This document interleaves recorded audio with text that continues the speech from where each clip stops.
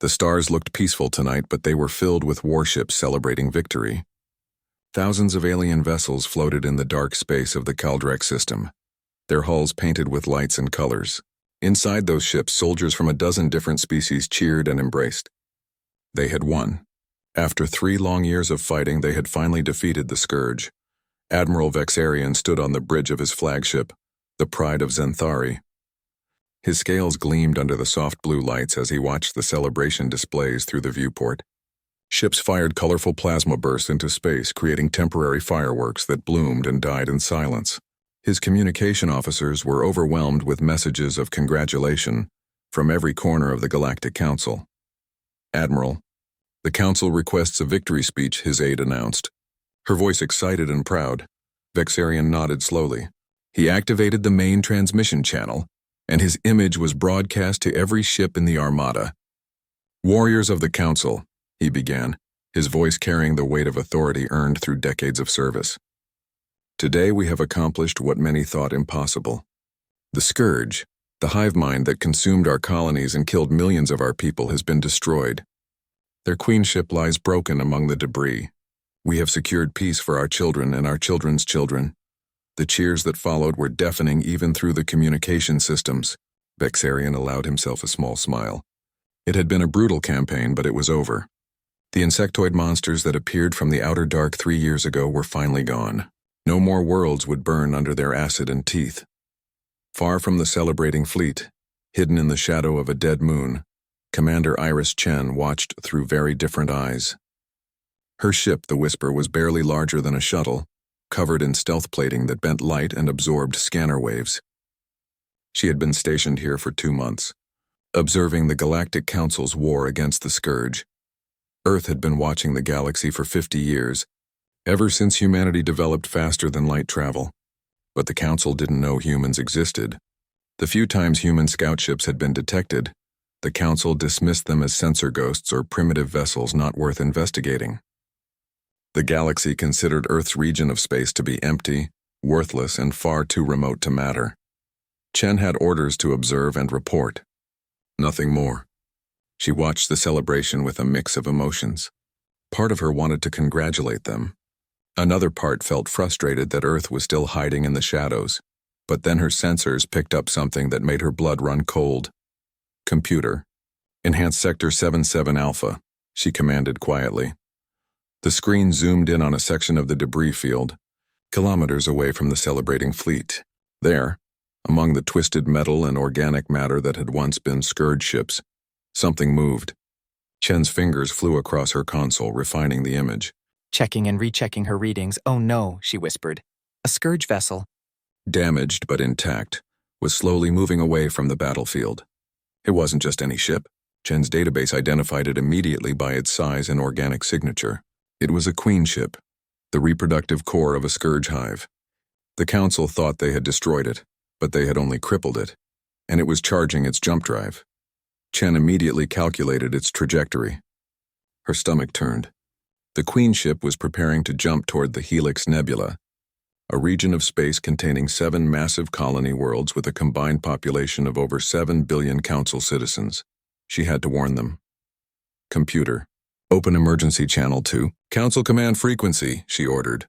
"Warning, transmission will reveal our position and violate observation protocols," and the computer replied in its neutral tone. "I know. Do it anyway." The channel opened. Chen took a deep breath and spoke clearly. "Council Armada, this is Terran Vessel Whisper. You have a Scourge queen ship escaping your perimeter at coordinates 77 Alpha 9. It's heading for the Helix Nebula. I repeat, the queen is alive and jumping to a populated region." On the Pride of Zenthari, the bridge fell silent as the strange transmission came through. Vexarian's aide looked confused. "Sir, we're receiving a transmission from an unknown vessel. They claim there's a surviving Scourge ship." Vexarian's good mood evaporated. "Unknown vessel? What species?" "They called themselves Terran, sir. We have no record of that designation in Council databases." Vexarian's eyes narrowed. He pulled up the tactical display and examined Sector 77 Alpha. His sensors showed only debris. "There's nothing there." "Run a full spectrum scan." The scan came back negative. "Sir, there are no active vessels in that sector. No Scourge signatures detected. Vexarian felt anger replace his suspicion. Someone was trying to ruin this moment of triumph with false alarms. Perhaps a rival faction within the council, or maybe just a malfunctioning automated probe broadcasting old warnings. Ignore the transmission, he ordered. Some primitive automated defense system probably got triggered by our celebration displays. There's nothing out there. Focus on the victory ceremonies. In the whisper, Chen watched helplessly as the council fleet completely ignored her warning. She could see the Queen ship's jump drive reaching full power. Her hands gripped the edge of her console. They're not listening, she said to herself. They're not listening and millions are going to die. She considered her options. She could jump to the Helix Nebula herself and try to warn them, but the Whisper was a scout ship with no weapons capable of damaging a Queen ship. She could break silence completely and reveal Earth's existence, but her orders were absolute. Humanity wasn't ready for first contact. The Queen ship jumped. Space rippled and bent as it vanished into faster-than-light travel. Chen immediately calculated the travel time. The Queen would reach the Helix Nebula in approximately 3 weeks. She sent one more transmission to the Council fleet, this time with more urgency. Council Armada, this is Whisper. The Queen ship has jumped. Helix Nebula is the target. You have 3 weeks. Please respond. But the celebration continued. No one was listening to a ghost in the dark. Chen sat back in her chair and began composing an emergency report to Earth Command. Her hands shook slightly as she typed. She had just watched the Council make a fatal mistake, and there was nothing she could do to stop what was coming next. 3 weeks later, all communication from the Helix Nebula stopped. Every transmission, every data feed, every distress call simply ended. 7 billion voices went silent in a single day. The Scourge hadn't died. They had evolved. And they were coming back stronger than before. The emergency session of the Galactic Council was chaos. Representatives from hundreds of species filled the Grand Chamber on Zenthari Prime, all speaking at once, all demanding answers. The massive display screen showed the same horrifying image on repeat. The last transmission from Helix Station 7, showing dark shapes blotting out the stars before the feed cut to static. Ambassador Thel Quinn, the Council's diplomatic leader, struggled to maintain order. Her translator device could barely keep up with the multiple languages being shouted across the chamber. Please, honored members, we must remain calm. But calm was impossible. The Helix Nebula was gone. 7 billion people, multiple colony worlds, defensive stations, trade hubs, everything simply destroyed in a matter of days. And the worst part was that they had no idea how it happened so quickly. Vexarian stood before the council, stripped of his admiral rank, wearing simple gray clothing instead of his decorated uniform. He looked older than he had 3 weeks ago. The weight of failure hung on him like chains. Explain to us again how this happened, demanded Council Member Jar, his tentacles writhing with barely controlled rage. You declared the Scourge defeated. You celebrated, and now billions are dead. Vexarian's voice was hollow. Our sensors detected no surviving Scourge vessels. We performed standard verification scans. Everything showed the enemy was destroyed. Everything except the warning you received, Thelquin said quietly, pulling up a data file. This transmission from an unknown vessel calling itself Terran. The one you ignored. The chamber erupted again. Vexarian felt each accusation like a physical blow. He had reviewed that transmission 1,000 times since the Helix Nebula went dark. The unknown voice had been right about everything. The coordinates, the timing, the target, and he had dismissed it as a sensor ghost. Who are these Terrans? Another council member demanded. Why don't we have records of them? We're investigating, Thelquin replied. The transmission origin point has been analyzed. It came from a region of space we classified as uninhabited, near a yellow star called Sol. Before the discussion could continue, every alarm in the council chamber began screaming. Military priority alerts flashed red across all displays. The council's military commander, General Crix, appeared on the screens, his face showing barely controlled panic. The Scourge has returned, he announced without preamble. A fleet 10 times larger than anything we faced before. They're hitting 3 colony clusters simultaneously. And council members, they've adapted. Our energy weapons are no longer effective. The chamber fell silent. Then everyone started speaking at once again. But this time the voices carried pure terror rather than anger. Thousands of light years away, on a blue and green planet orbiting that yellow star called Sol, a very different meeting was taking place. President Amara Okafor stood at the head of a long table in the secure bunker beneath Geneva. Around her sat the leaders of Earth's unified government and the commanders of the Terran Defense Force. The room was quiet, serious and focused. The Council's second armada was destroyed 6 hours ago, Admiral Marcus Zhang reported, pulling up holographic displays showing the battle data Earth scouts had collected. Casualties are estimated at 70,000 ships and 400,000 personnel. The Scourge has demonstrated adaptation to energy-based weapons and conventional faster-than-light tactics. President Okafor studied the data with tired eyes. How long until they reach Earth? If they continue at current expansion rate, 18 months. Maybe less if they detect our transmissions. So we have a choice, the President said slowly. Hide and hope they miss us or reveal ourselves and fight. General Hammond, commander of Earth's ground forces, shook his head. With respect, Madam President, those aren't really choices. If the Scourge consumes the galaxy, Earth becomes a lonely island in a dead ocean, and eventually they'll find us anyway. Plus, we warned them, added Commander Chen, who had returned to Earth after her observation mission. We tried to prevent this. They ignored us, but that doesn't change the fact that we knew this was coming. Zhang leaned forward. We've spent 50 years building a fleet based on different principles than the Council's technology. We designed every ship assuming we'd have to fight alone against superior numbers. Our quantum drives, our kinetic weapons, our tactical doctrine, all of it was built for a war of survival. Are you saying we can win? President Okafor asked. I'm saying we can make a difference. The Council fights with energy shields and plasma weapons. Beautiful technology, very advanced, but the Scourge adapted to it because they've been fighting it for 3 years. Our weapons are different, primitive by their standards. Mass drivers, nuclear warheads, tungsten rods accelerated to relativistic speeds. The Scourge has never encountered kinetic weapons at this scale. The President looked around the table. I need a vote. Do we reveal humanity to the galaxy and commit our forces? Or do we maintain the observation protocol and stay hidden? The vote took 30 minutes. It was close, but ultimately humanity chose to act.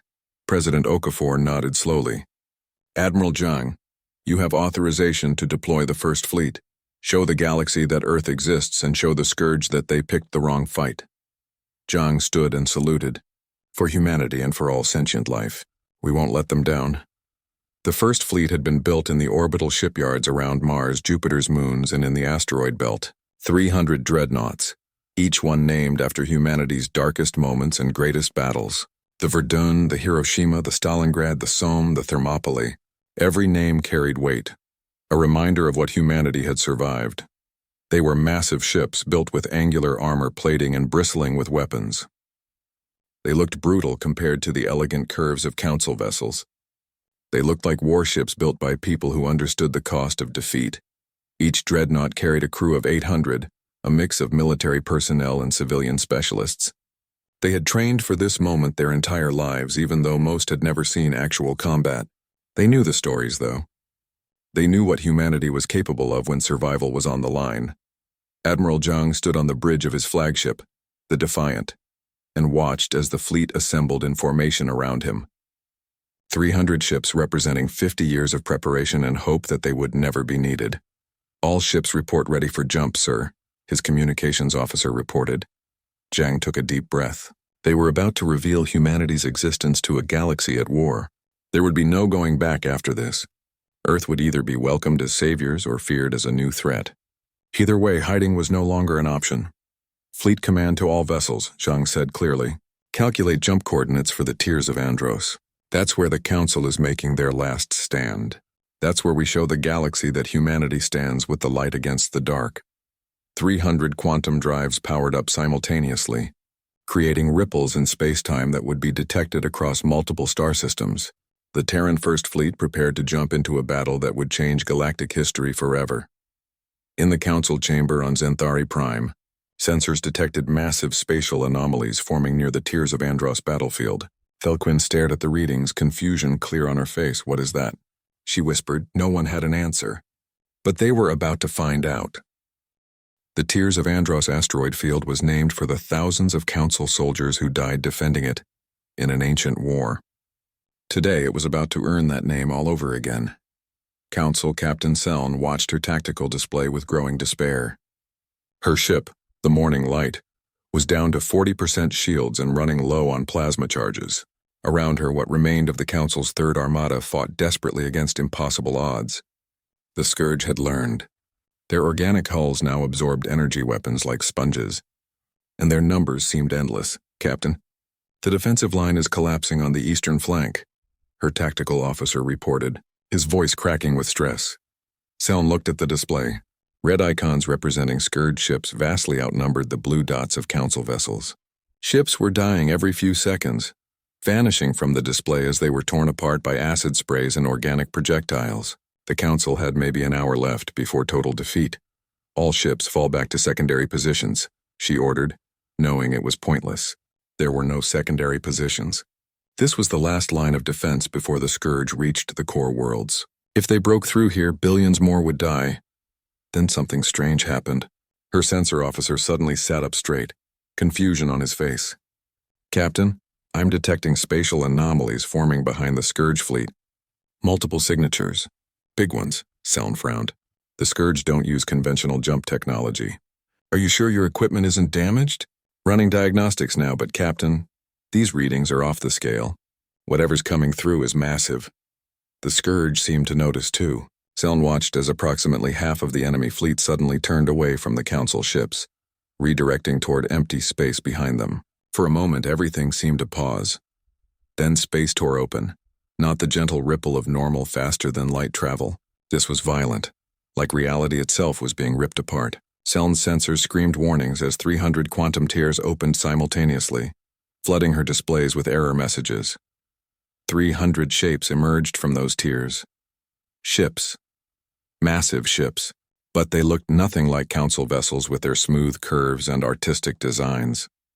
These were brutal, angular, covered in thick armor plating that seemed designed purely for function over form. They looked like hammers built to smash through walls. "What are those?" Seln whispered. Before anyone could answer, the unknown ships opened fire. The sound of mass drivers firing doesn't travel in space, but Seln could see the results. Tungsten rods, each one weighing several tons, accelerated to half the speed of light. They hit Scourge ships like the hammer of an angry god. Organic hulls that absorbed energy weapons simply exploded when hit by kinetic projectiles moving at relativistic speeds. The Scourge bioships that had been nearly invulnerable moments ago were torn apart by the dozens. One of the unknown vessels fired what looked like primitive nuclear warheads. 3 fusion explosions blossomed in the void, and when the light faded, an entire Scourge formation was simply gone. "Who are they?" Seln's tactical officer asked, his voice full of awe and fear. Then a voice came across all Council frequencies. It was calm, professional, and spoke perfect galactic standard with a strange accent. "Terran Defense Command to Council Armada. Maintain your defensive positions. We have the field, Terran." The unknown species that had tried to warn Vexarian. They were real, and they had brought an entire fleet. Admiral Vexarian, restored to command out of desperate necessity, watched the battle from his rebuilt flagship with emotions he couldn't begin to process. The Terran ships were fighting in a way he had never seen before. They didn't form traditional battle lines. They didn't slowly advance behind shield walls. They jumped, short-range quantum jumps, appearing inside the Scourge formation, firing devastating broadside volleys at point-blank range, then jumping out before the Scourge could react. It was chaos, unpredictable and absolutely terrifying to watch. The Scourge, who had adapted to every Council tactic, had no counter for this aggressive, seemingly random assault pattern. "Sir, one of the Terran vessels is hailing us directly," his communications officer said. "Put them through." A human face appeared on his screen. The being looked relatively similar to many humanoid species, but there was something different in the eyes. A hardness, a determination that came from a species that had clawed its way up without help. "Admiral Vexarian, I presume," the human said. It was the same voice from the general transmission. "I'm Admiral Marcus Jang of Earth's First Fleet. We're here to help." Vexarian struggled to find words. "You're the ones who sent the warning." "The one I ignored. We can discuss that later. Right now, I need your ships to focus on the Scourge vessels trying to break through your defensive line. Leave the main fleet to us."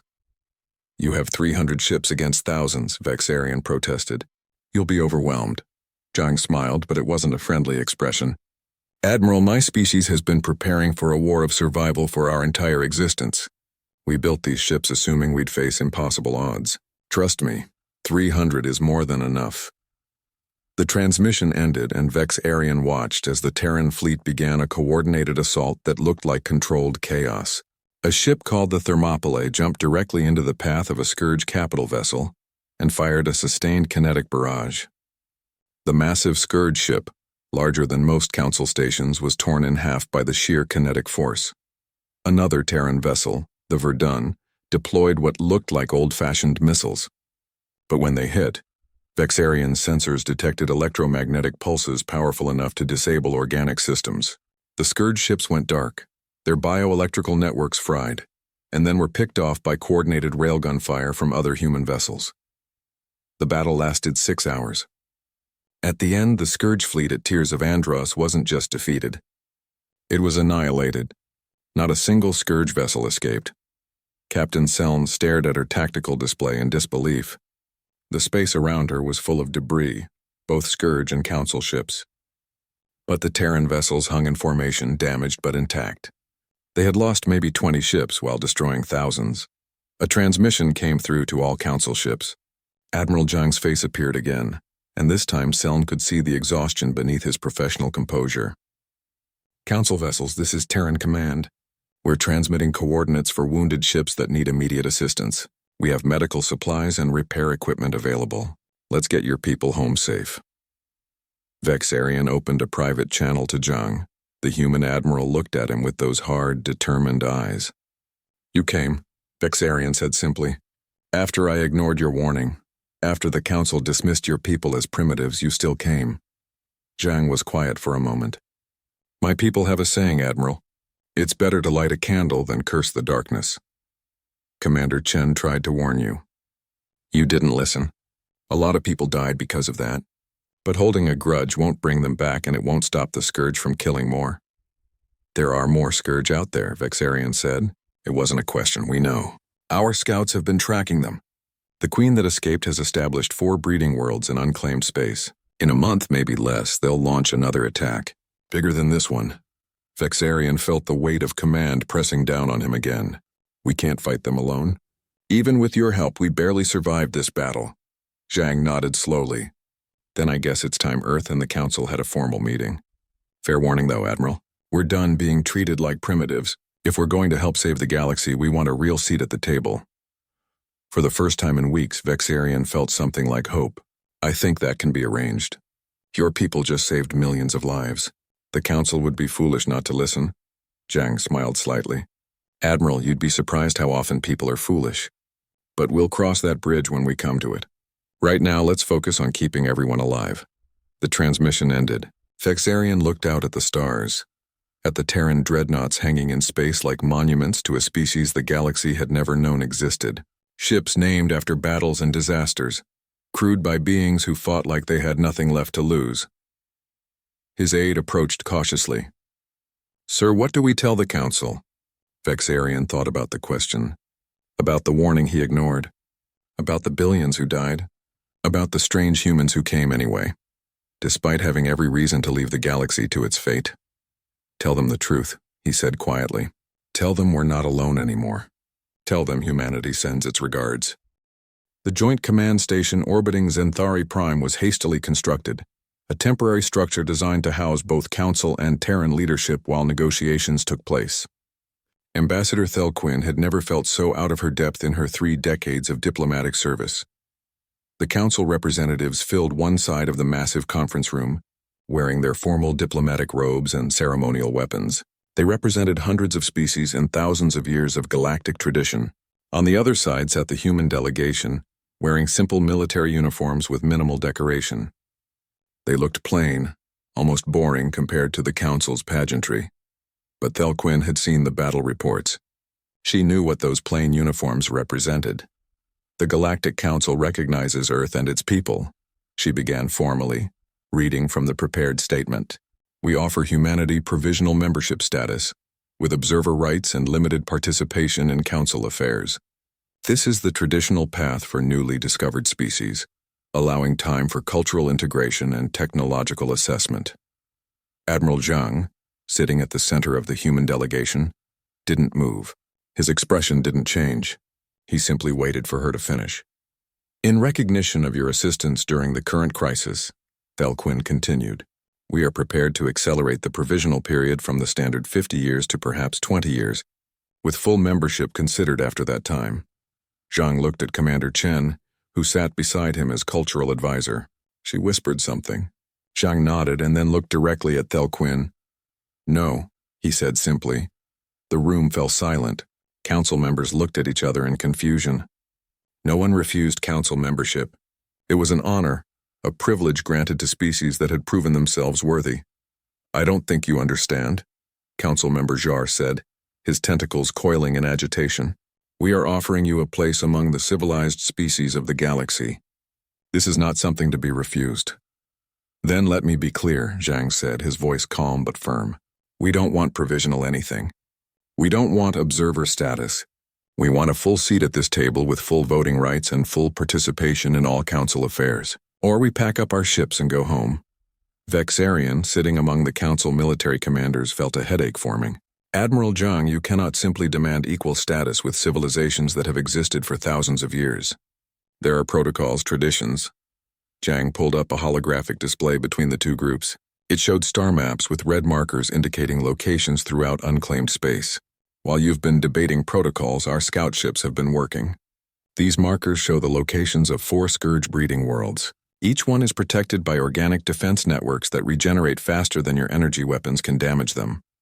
He zoomed in on one of the locations, showing detailed scans. Your plasma weapons and energy beams work on shields and armor. They're designed to overwhelm defensive systems. But the Scourge don't have shields. They have organic hulls that absorb and adapt. You can't burn them out because they heal faster than you can damage them. Another image appeared showing a Terran weapons test. Our kinetic bombardment works differently. Tungsten rods accelerated to 0.5 light speed. Nuclear-pumped X-ray lances. These don't burn. They shatter. They pulverize. They turn organic matter into vapor and turn planets into molten glass. Thelquin stared at the display, understanding dawning. You can destroy the breeding worlds. We can sterilize them, Zhang corrected. Completely, permanently. But here's the thing, Ambassador. We're not going to do it for free while being treated like children who need supervision. You would hold the galaxy hostage? Jar demanded, his voice rising in anger. Commander Chen spoke up for the first time, her voice carrying an edge that surprised everyone. We're not holding anyone hostage. We're asking for basic respect. Your council has existed for thousands of years, and that's impressive. But my species has been observing you for 50 years. We learned your languages. We studied your tactics. We watched you make mistakes and we learned from them. She stood, facing the council representatives directly. We built an entire fleet based on the assumption that we would have to fight alone against impossible odds. We designed weapons specifically to counter threats that your energy-based technology couldn't handle, and when the crisis came, we didn't ask for payment or favors. We showed up. We bled, we died. 20 ships and 16,000 people at Tears of Andros alone. The room was absolutely silent now. Chen continued, her voice softer but no less intense. So no, we're not going to sit in the corner as observers while you debate our worthiness. We proved our worth in blood and fire.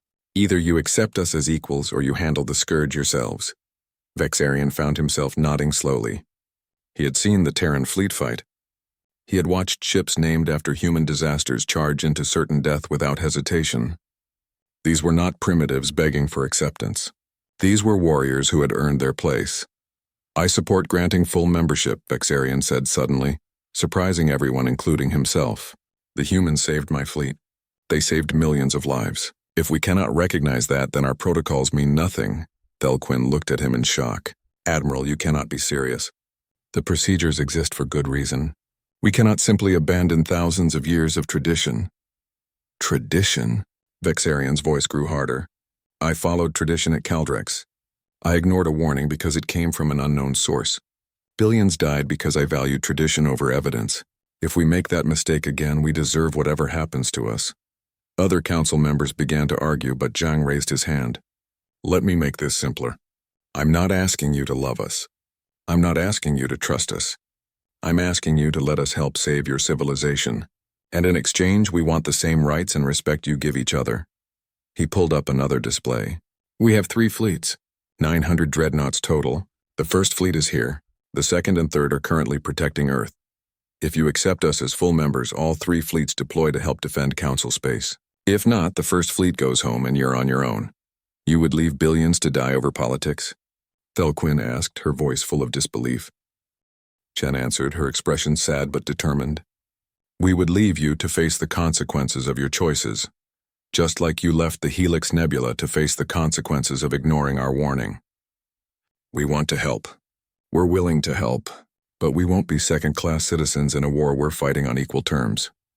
The debate raged for hours. Council members argued about precedent, about the risks of granting too much authority too quickly, about the potential dangers of a species they barely knew. But in the end, the military reports couldn't be ignored. The scourge was coming, and the Terrans had proven they could fight them effectively. The vote was close, but humanity was granted full council membership. The first species in galactic history to skip the observation period entirely. Zhang stood and offered his hand to Thelquin. She looked at it uncertainly, then remembered human customs and shook it. Thank you, Ambassador. You won't regret this. I hope not, Admiral, for all our sakes. As the formal negotiations concluded, Vexarian approached Zhang privately. Your Commander Chen mentioned watching us for 50 years. How many other secrets does your species have? Zhang smiled slightly. Admiral, we're human. We're paranoid, aggressive, and we plan for worst-case scenarios. We have contingency plans for scenarios that will probably never happen. We built weapons designed to fight threats that didn't exist yet. Does that scare you? Honestly? Yes. Good. It should scare the Scourge too. Zhang pulled up a tactical display. Now let's talk about how we're going to destroy those breeding worlds before they can launch another attack. Vexarian looked at the maps, feeling something he hadn't felt in a long time. Not quite hope, but something close. Determination, perhaps, or just the knowledge that he wasn't facing the darkness alone anymore. They worked through the night, planning humanity's first official military operation as council members. The breeding worlds would be targeted simultaneously. The council fleet would provide support and evacuation for any populated areas nearby. The Terran fleet would provide the firepower to ensure nothing survived. As dawn broke over Xanthari Prime, Chen stood looking out a viewport at the stars. Vexarian joined her, following her gaze. What are you thinking about? He asked. Home, she said quietly. I'm wondering if Earth made the right choice revealing ourselves. We were safe in the shadows, unknown. Now we're committed to this war.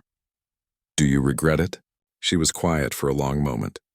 No, but I'm afraid of what it will cost us. Every human ship has families waiting back home. Every soldier has someone who loves them. And we're about to send them into a battle that might kill them all. Vexarian understood that feeling. He had sent too many people into battles they didn't return from. If it helps, Commander, your Admiral Zhang was right about one thing. You've earned your place here. Whatever happens next, the galaxy will remember that humans stood with us when it mattered most. Chen smiled slightly. That's what scares me, Admiral. Being remembered means you can't hide anymore. For better or worse, humanity just stepped onto the galactic stage. There's no going back now. In deep space, sensors were already detecting movement. The Scourge was preparing for one final push. The combined fleet assembled at the edge of the Veil Nebula, like a wall of steel and determination. 5,000 council ships formed defensive lines, their shields creating overlapping fields of protective energy. Behind them, 900 Terran Dreadnoughts hung in loose formations, ready to move at a moment's notice. Admiral Zhang stood on the bridge of the Defiant, studying the tactical display with Commander Chen and Admiral Vexarian. The 3 of them had spent the last week planning for this moment, trying to find common ground between 2 very different military doctrines. The Council fleet will hold the line, Vexarian explained, highlighting the defensive positions. Our shields can absorb initial attacks and give your ships time to maneuver. Zhang nodded slowly. And my dreadnoughts will operate as rapid response units. When a section of your line gets hit hard, we jump in, hit them fast, and jump out. Hit and run tactics. It goes against every instinct I have, Vexarian admitted. Council doctrine is built on formation warfare and coordinated advances. Your tactics are chaos. Controlled chaos, Chen corrected with a slight smile. There's a difference. Before anyone could respond, every sensor in the fleet started screaming warnings. Chen looked at her display and felt her blood run cold. Contact. Multiple contacts. Thousands of them. The Scourge arrived like a living nightmare made manifest. The swarm was so massive it literally blocked out the stars behind it. Tens of thousands of organic ships, each one pulsing with bioluminescence, creating a wall of hostile life that filled the void. Zhang immediately opened fleet-wide communications. All Terran vessels, this is Admiral Zhang. Execute Plan Ragnarok. All Council ships maintain defensive formations. Here they come. The battle began. The Scourge hit the Council defensive line like a tsunami of teeth and acid. Energy shields flared and sparked as organic projectiles and bioplasma slammed into them. Council ships fired back with everything they had, their plasma lances and particle beams cutting through the Scourge swarm. But the Scourge had learned. New organic compounds in their hulls absorbed energy weapons more efficiently than before. Ships that would have been destroyed in seconds now took minutes to kill, and for every one they destroyed, 2 more seemed to take its place. Eastern flank is being overwhelmed, Captain Seln reported from the morning light. We need support now. Zhang checked his tactical display. Second Fleet, jump to grid Epsilon 7. Give them covering fire. 300 Terran Dreadnoughts vanished and reappeared near Seln's position in perfect synchronization. They opened fire immediately, their kinetic weapons tearing through Scourge vessels that the Council ships had been struggling to damage. The relief was immediate but temporary, because the Scourge had learned from fighting humans too. New Scourge bioforms appeared, launching organic projectiles that sprayed acid on impact. The acid ate through Terran armor plating, corroding the thick defensive layers that had protected them at Tears of Andros. Other Scourge ships released electromagnetic pulses generated by specialized organs, disrupting human targeting systems and sensor arrays. They adapted to us, Chen said with growing horror. They studied our tactics and built counters. Zhang's jaw tightened. All ships switched to close-range combat protocols. They want to get inside our effective range. We'll make them regret it. The battle turned into a brutal close-quarters fight. Terran ships and Scourge vessels traded fire at ranges so close that explosions from destroyed ships damaged their neighbors. Council defensive lines bent and buckled under the pressure. Casualties mounted. Admiral Okoro of the Terran Second Fleet died when her flagship, the Gettysburg, was swarmed by dozens of smaller Scourge vessels. They tore through her ship's armor like it was paper. Her last transmission was a warning to her fleet to fall back and regroup. Vexarian watched his tactical display with growing despair. Red icons representing destroyed ships filled the screen. Council casualties had reached 40%. Humanity had lost almost a third of their fleet. And still the Scourge kept coming. We're losing, he said quietly. Zhang didn't respond immediately. He was staring at his tactical display with an intensity that Chen recognized. It was the look of a man making a terrible decision. Admiral Zhang, what are you thinking? She asked carefully. Zhang pulled up a complex set of calculations on his personal display. Our quantum drives create exotic particles when they activate. It's why our jumps are so violent compared to Council FTL. Most of the time, those particles dissipate harmlessly. Most of the time, Chen repeated, understanding flooding through her.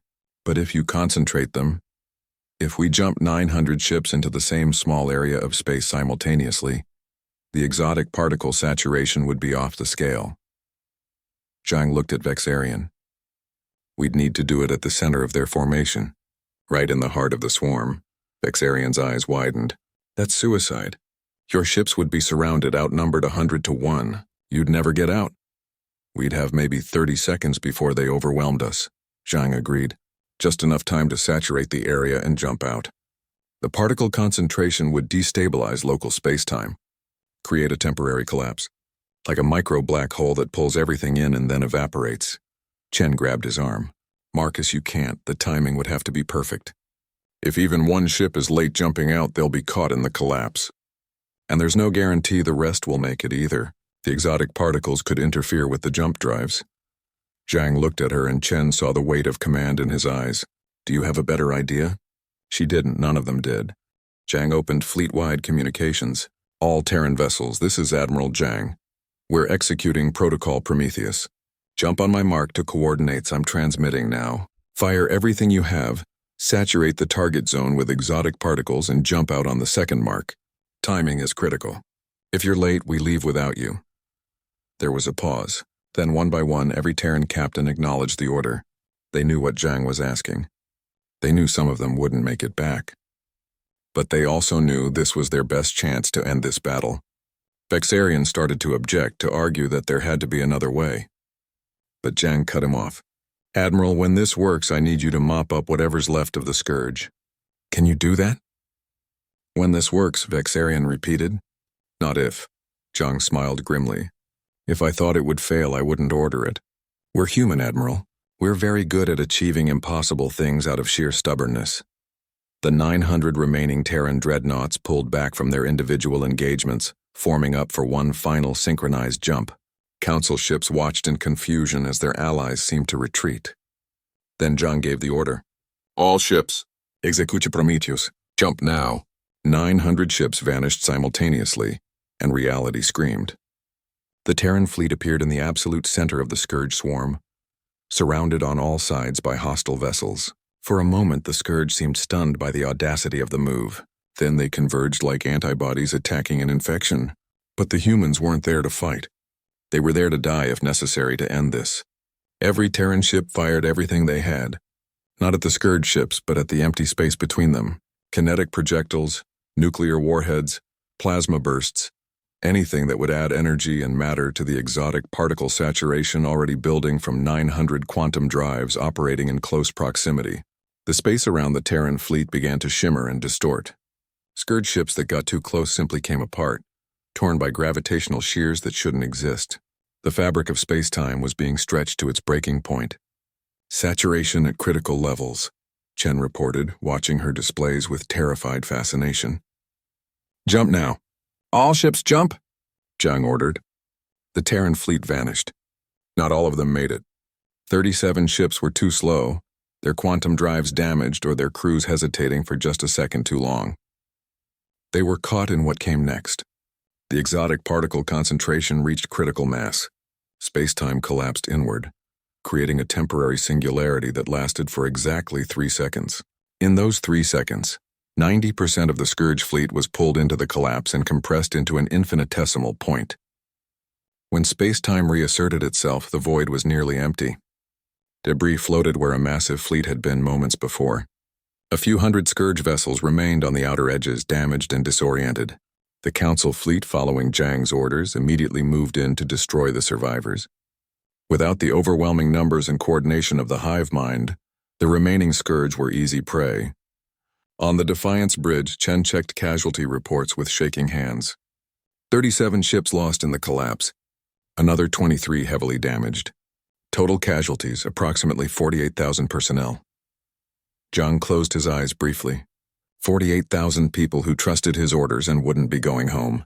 The weight of it pressed down on him like gravity, but Vexarian's voice came through on a private channel. "Admiral Zhang, the Scourge fleet is destroyed. We're moving on the breeding worlds now, using the strike plans your people developed. It's over. You won. At what cost?" Zhang whispered. In the following weeks, the breeding worlds were sterilized. Terran kinetic bombardment turned them into lifeless rocks. Every Scourge egg, every larva, every trace of the hive mind was eradicated. The Council wanted to study them, to learn from them. Zhang refused. Some threats didn't deserve to be preserved. 3 months later, the Terran embassy on Zenthari Prime officially opened. Ambassador Chen, promoted after the war, stood beside Admiral Vexarian at the dedication ceremony. The embassy was designed in human architectural style, looking plain and functional next to the artistic curves of council buildings. "Your people fight like demons," Vexarian said quietly, watching human and alien dignitaries mingle at the celebration. "I don't know if I should be grateful or terrified that you're on our side," Chen smiled. "Humanity has a saying, speak softly and carry a big stick. We watched the galaxy for 50 years, Admiral. We learned your languages, studied your mistakes, and built those sticks hoping we'd never need them. And when you did need them, we remembered another saying, the only thing necessary for evil to triumph is for good people to do nothing." She looked up at the stars visible through the embassy's transparent ceiling. Earth was alone for a long time. We know what it's like to look at the darkness and wonder if we're the only ones out here. We won't let anyone face that darkness alone again. Vexarian was quiet for a long moment. Then he raised his glass in a toast. "To humanity, then. The species that proved primitives can be the most advanced people in the galaxy." Chen touched her glass to his. "To the Council, for being wise enough to accept help when it was offered. Across the galaxy, Terran Dreadnoughts now patrolled alongside Council vessels. The names Thermopylae, Verdun, Hiroshima, and Stalingrad became symbols not of human wars but of galactic unity. Children of a dozen species learned about the Battle of the Veil Nebula in school, about the day a species emerged from the void and changed everything. Humanity had revealed itself to the galaxy, and the galaxy would never be the same. In the Sol system, work was already beginning on new ships, new weapons, new technologies, because humanity had learned one more lesson from the Scourge. The galaxy was bigger and more dangerous than anyone had imagined, and someone needed to stand watch against the darkness. Earth volunteered for that duty, not as conquerors or rulers, but as guardians. The species that had been dismissed as primitives had proven they were anything but. They had proven they were survivors, fighters, and most importantly, allies worth having. The galaxy had celebrated a victory that wasn't real. Then the Terran Dreadnoughts emerged from the void. And the real victory began.